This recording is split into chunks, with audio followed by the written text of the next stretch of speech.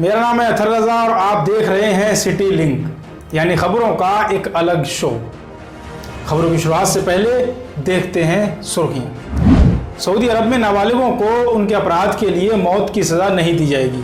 देश के मानवाधिकार आयोग ने सऊदी किंग सलमान के हवाले से ये बात बताई गई है। 2 दिन पहले कोड़े मारने की सज़ा पर भी सऊदी अरब ने प्रतिबंध लगाने का फैसला किया था। बाल अधिकारों को लेकर संयुक्त राष्ट्र के कन्वेंशन पर सऊदी अरब ने दस्तखत किए हैं।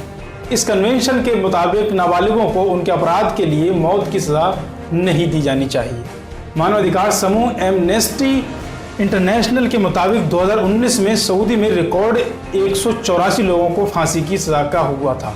समूह का कहना है कि इसमें से एक ऐसे इंसान को भी फांसी हुई है जो अपराध करते वक्त बालिग नहीं था।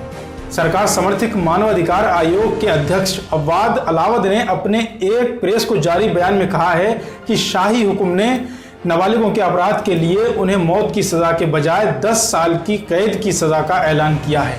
अलावद ने कहा है ये हुक्म हमें आधुनिक पीनल कोड बनाने में मददगार होगा। हालांकि ये अब तक साफ नहीं किया गया है कि यह फैसला कब से लागू होने जा रहा है। कोरोना वायरस से मचे कोहराम के बीच कांग्रेस नेता हार्दिक पटेल ने तबलीगी जमात की तारीफ में एक ट्वीट किया है। हार्दिक पटेल ने रविवार को लिखा है कि एक गलती पर लोग तुरंत गालियां दे रहे हैं, लेकिन सराहनीय कार्य पर प्रशंसा जरूर करना चाहिए। तबलीगी जमात के लोगों ने एक नेक काम किया है। हरियाणा में छज्जर हॉस्पिटल में 129 मरीज ठीक हो गए हैं। उनमें से कई अब दूसरे मरीजों की प्लाज्मा थेरेपी के लिए अपना खून देने को तैयार हैं। ये काबिल तारीफ है। विस्तार से सुनिए। तबलीगी जमात के दर्जनों लोग कोरोना संक्रमण से ठीक होने के बाद प्लाज्मा देने के लिए आगे आए हैं। ये दिल्ली में हुए तबलीगी जमात के एक जमावड़े के बाद कोरोना पॉजिटिव पाए गए थे। इन्हें देश के कई हिस्सों में कोरोना फैलाने के लिए जिम्मेदार भी ठहराया गया था। बता दें, दिल्ली और देश के 2 अन्य राज्यों में प्लाज्मा थेरेपी का क्लिनिकल ट्रायल चल रहा है। विश्व स्वास्थ्य संगठन WHO के मुताबिक कोरोना वायरस का अब तक कोई इलाज या फिर टीका नहीं बन सका है। कोरोना वायरस के टीके के ऊपर भारत समेत दुनिया के कई देशों में शोध चल रहा है। प्लाज्मा थेरेपी को लेकर अब तक जो प्रतिक्रियाएं मिली हैं वो काफ़ी काबिल तारीफ हैं।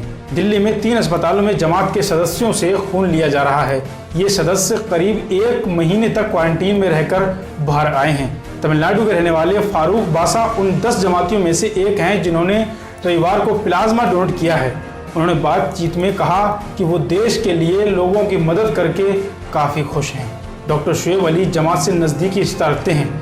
उन्हें दिल्ली में जमात के ठीक हुए सदस्यों को प्लाज्मा देने के लिए प्रेरित करने का जिम्मा सौंपा गया है। वो पिछले महीने कोरोना पॉजिटिव पाए गए थे और अब पूरी तरह से ठीक हो चुके हैं। वो सब प्लाज्मा देने के लिए तैयार हो गए हैं। मेरा मानना है कि अगले कुछ दिनों में दिल्ली में 300 से 400 लोग प्लाज्मा देंगे। और अब वक्त है बड़ी खबर का। दुनिया भर में धार्मिक स्वतंत्रता पर नजर रखने वाली अमेरिकी संस्था USCIRF ने साल 2020 के लिए अपनी सालाना रिपोर्ट जारी कर दी है। बीते मंगलवार को जारी की गई इस रिपोर्ट में भारत को उन 14 देशों के साथ रखने का सुझाव दिया है जहां कुछ खास चिंताएं हैं। रिपोर्ट में कहा गया है कि भारत उन देशों में शामिल है जहां धार्मिक अल्पसंख्यकों पर उत्पीड़न लगातार बढ़ रहा है। पहले आपको तफसील से बताते हैं कि ये USCIRF है क्या। अमेरिकी सरकार ने इंटरनेशनल रिलीजियस फ्रीडम एक्ट की असफलता के बाद 1998 में USCIRF यानी US commission on international religious freedom नाम की संस्था का गठन किया था। इसका काम है दुनिया भर में धार्मिक स्वतंत्रता पर नजर रखना। भारत शुरू से ही USCIRF के विचारों को मान्यता नहीं दे रहा है। पिछले 1 दशक से ज़्यादा वक्त से भारत संस्था के सदस्यों को वीज़ा भी नहीं दे रहा है।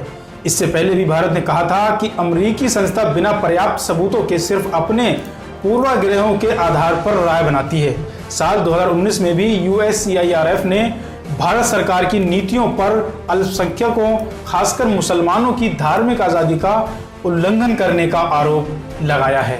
USCIRF की उपाध्यक्ष नैंडिन माइजा ने कहा है कि भारत की नागरिकता संशोधन कानून और NRC से लाखों भारतीय मुसलमानों को हिरासत में लिए जाने, डिपोर्ट किए जाने और स्टेटलेस को हो जाने का खतरा है। साल 2004 के बाद ये पहली बार है जब USCIRF ने भारत को कुछ खास चिंताओं वाले देशों की सूची में शामिल करने का सुझाव दिया है। वहीं भारत ने USCIRF की इस रिपोर्ट के दावों को खारिज कर दिया है। समाचार एजेंसी ANI के मुताबिक भारतीय विदेश मंत्रालय ने कहा, हम इस रिपोर्ट के दावों को खारिज करते हैं। इसमें भारत के खिलाफ की गई भेदभावपूर्ण और भड़काऊ टिप्पणियों में कुछ नया नहीं है, लेकिन इस बार गलत दावों का स्तर एक नई ऊंचाई पर पहुंच गया है। भारत के अलावा जिन देशों को कंट्रीज विद पार्टिकुलर कंसर्न की श्रेणी में रखा गया है, उनमें बर्मा, चीन, इरिट्रिया, ईरान, नाइजीरिया, उत्तर कोरिया, पाकिस्तान, रूस, सऊदी अरब, सीरिया, तजाकिस्तान, तुर्कमेनिस्तान और वियतनाम भी शामिल हैं। इस रिपोर्ट में कहा गया है कि भारत में धार्मिक आज़ादी में तेजी से गिरावट आई है और धार्मिक अल्पसंख्यकों के साथ होने वाला उत्पीड़न बढ़ा है। हालांकि रिपोर्ट जारी करने वाले पैनल के 9 में से 2 सदस्यों ने भारत को खास चिंताओं वाले देशों CPC की श्रेणी में रखे जाने का विरोध किया है। एक अन्य सदस्य ने भी बाकी सदस्यों से अलग विचार जाहिर किया है। कमिश्नर तेंजिन दोरजी ने कहा कि भारत उस श्रेणी में नहीं है जिसमें चीन और उत्तर कोरिया जैसे अथॉरिटेरियन देश हैं। भारत दुनिया का सबसे बड़ा लोकतांत्रिक देश है। वहाँ विपक्षी कांग्रेस पार्टी समेत कई अन्य दलों, नागरिक समाज और कई अन्य समूहों ने नागरिकता संशोधन और NRC का खुले तौर पर विरोध किया है। पैनल के सदस्य कमिश्नर गैरी एल्बोर ने विरोध जारी करते हुए अपने एक नोट में लिखा है कि भारत को CPC सूची में रखे जाने के बारे में मैं अपने साथियों से अलग राय रखता हूं। भारत को उन देशों के साथ रखा गया है जो उसकी जगह नहीं है।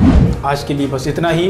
अगर आप हमारा वीडियो YouTube पर देख रहे हैं तो हमारे चैनल सिटी लिंक को सब्सक्राइब करें। अगर फेसबुक पर देख रहे हैं तो हमारे फेसबुक पेज को लाइक करें और वीडियो को अपने मित्रों में शेयर करें। शुक्रिया।